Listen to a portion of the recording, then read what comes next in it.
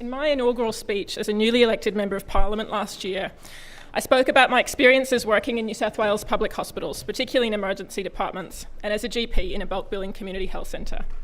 In that speech, I mentioned one of my absolutely key lessons about how the health system works, which I have passed on to many interns and medical students, that one must absolutely, under no circumstances, ever piss off the nurses.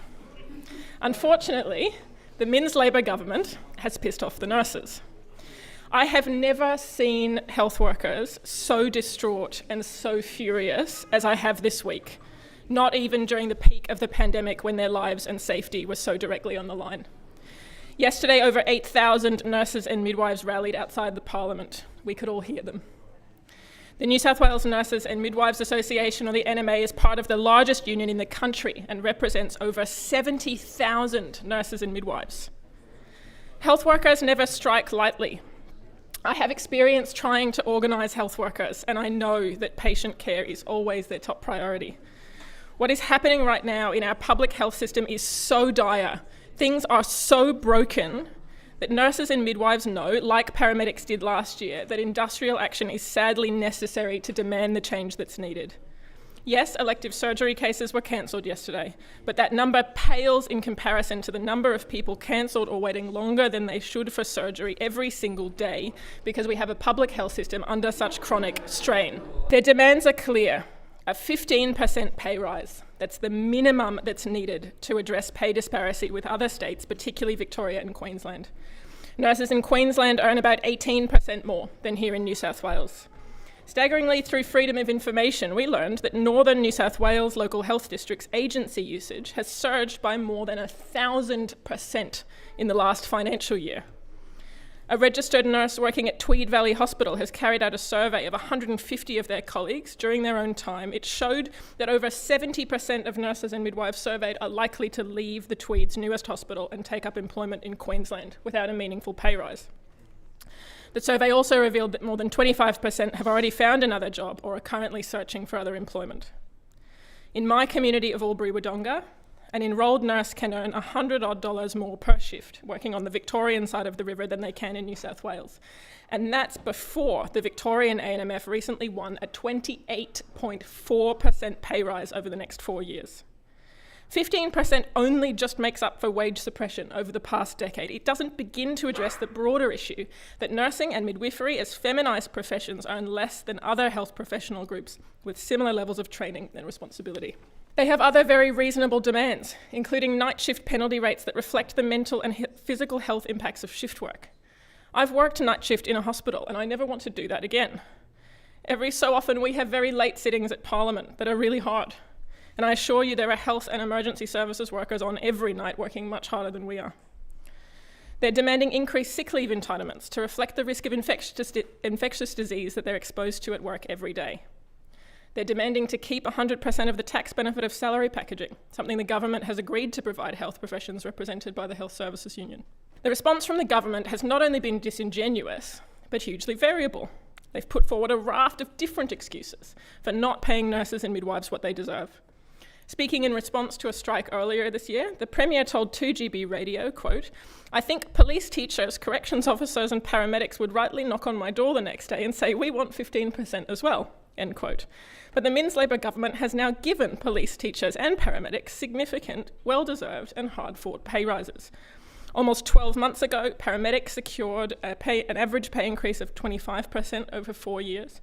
And just this week, it was announced that New South Wales police officers are getting a pay rise of 20.5% to 39.4%, depending on their position. Nobody in the government seems to agree on how much a 15% pay rise for nurses and midwives would actually cost. The Premier has said on radio it would cost as much as $6.5 billion, but a Deloitte analysis calculated $863 million. Regardless, the narrative from the government seems to be that they can't afford it. My colleague Abigail Boyd, the Greens spokesperson for Treasury, has done outstanding work to identify revenue that could be raised in a whole variety of ways, from mining royalties to payroll tax on partners of big accounting firms and many more. If a pay rise for nurses and midwives were truly a priority, the government would take these opportunities to raise the revenue it needs to afford this. It shouldn't be up to frontline workers to find ways to fund the public health system, but the NMA has done that work anyway and commissioned a report that has identified savings and efficiencies within the health system. The government has touted its rollout of safe staffing levels as a reason not to give nurses and midwives the pay rise they deserve. There are several huge problems with this. Firstly, safe staffing levels are not a generous gift for nurses and midwives. They are minimum work, health and safety requirements for them to be able to do the work that they are trained to do. Safe staffing levels are required for patient safety. There is clear evidence that ratios not only save lives but reduce costs in the long term because of reduced rates of complications and readmissions. So far, the government has sought to implement its safe staffing levels in 4 emergency departments, and it's announced that it's adding another 12 hospitals to that list. I understand that at this stage, only 100 full-time equivalent staff have actually been recruited to operate under the new safe staffing model, and the only unit which is close to operational safe staffing levels is Liverpool Emergency Department. There are more than 200 public health services in New South Wales. The vast majority of nurses and midwives in New South Wales cannot and will not feel any tangible benefit from this rollout. Now, I appreciate this is more action than we ever saw from the previous 12 years of Liberal National government. I acknowledge that. But this cannot be touted as a huge win for nurses and midwives or for patients, because what this actually means is that the vast majority of hospitals and health services and the vast majority of wards in fact have unsafe staffing levels and will continue to for a very long time. Nurses and midwives from RPA in Sydney to small MPSs in Murrumbidgee have told me how short-staffed they are, and I believe them. A midwife this week told me that on her last shift, she was responsible for 11 patients at once. I live with a nurse, and I've heard their phone go off every day at all hours of the day and night looking for people to come in and pick up extra shifts or work double shifts. Finally, the government's safe staffing level rollout is not the ratios that nurses and midwives campaigned for years for.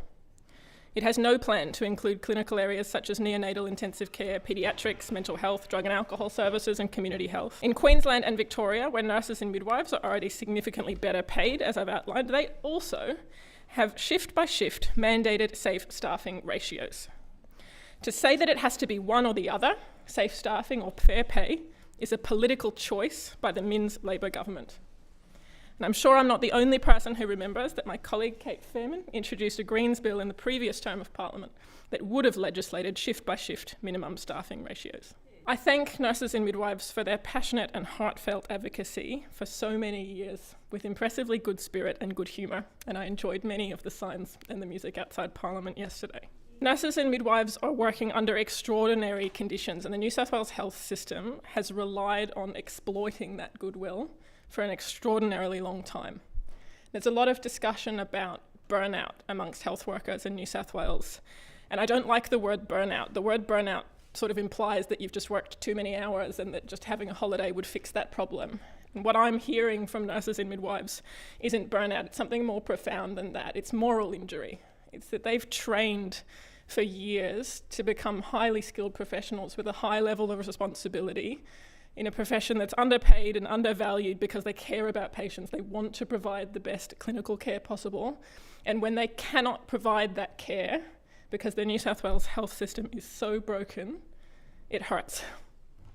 And here they are spending their free time not out enjoying time in the sun with friends and family. They're sitting in the Legislative Council trying to fight for a pay rise. So I acknowledge that you're all here today in the gallery, and I know there are plenty of nurses and midwives watching online today. I know this is on in a few public hospital tea rooms today. I'm aware of you all watching. I hope there's something that you can enjoy after we've won the pay rise that you deserve together. I wanted to close the debate by raising some of the voices of nurses and midwives directly. I'm sure people listening wish that they could have contributed. And so I just wanted to read a selection of stories, and these are things that have just been sent to me in the past week. It would take me all day to go through all the things I've been sent over the last 18 months since I was elected to Parliament. Caitlin sent me to this while on shift as the triage nurse in an emergency department. She said, I work in one of the busiest emergency departments in New South Wales, and daily I'm looking after potentially 60 plus patients in the waiting room with one other nurse. Chris Min says we can't have a 15% pay rise because he's given us ratios. Where are they, Chris? Lee says, I save your mum's, your brother's, your child's life every day. I offer up my birthdays, Father's Days and Christmases to help others when they're going through their worst. We nurses are taken advantage of due to our caring and compassionate nature, but we deserve more recognition and respect. Nadia says, "You're not only selling us nurses and midwives short, but the whole community that we serve. We aren't and we won't be backing off. It's absolutely shameful that you've even put us in this position." Katie says, "We haven't felt effects of safe staffing. We can barely staff our hospital some days. Being in the bush, there's absolutely no benefits for us. We can't recruit people because the pay is not enough to pay for the high rents and petrol prices. A lot of our staff have to live in the bigger town 100 kilometres round trip away, but have trouble affording the petrol to come to work." Catherine says, "I've been a nurse for 40 years. I've never been so disillusioned with it all and felt so invisible to the government. I used to be proud to tell people I was a nurse, but not now. Patients are receiving the best care that we can give, but I do feel that standards have dropped due to staffing shortages. I feel I want to give more, but I'm unable to. As you know, nurses are leaving in droves, and I think I will be joining them this year. I don't know where I'll go, but it won't be in New South Wales Health." Another nurse who didn't want to be named said, "I was a nurse of 15 years and I quit this year. I've never been happier. I'm now doing injury coding and I love it. I'm so done with it. Life is too short to be miserable." I was also sent, "I'm a third-year nursing student, currently on the final placement of my degree. I already feel defeated by this industry, and I haven't even started yet." Someone else said, "I'm back at uni and nearly completed my master's, so I can leave the profession and never look back. It makes me sad, though, because all I ever wanted to be was a nurse. For the first decade, I was so very passionate and proud to be a nurse. That burnout is a killer, though. And you can only cop something from all sides for so long before it breaks you." Sorry, that word would have been unparliamentary. "Angry patients, angry families, lateral bullying and management see you as inhuman. It's just too much." I thank members for supporting the time in the House today for us to have been able to spend over an hour discussing this really important issue, and I thank the nurses and midwives who listened to the debate today. As we go into the end of the year for a significant break in parliamentary sitting, I urge the government again to reconsider its position. I know that there are good people in the Labor Party who believed what they ran on in this election, who believed that this government was elected to look after essential workers. You are not doing that. You've got months before Parliament sits again to meaningfully come to the table. Please negotiate so that we don't have to do this again in February.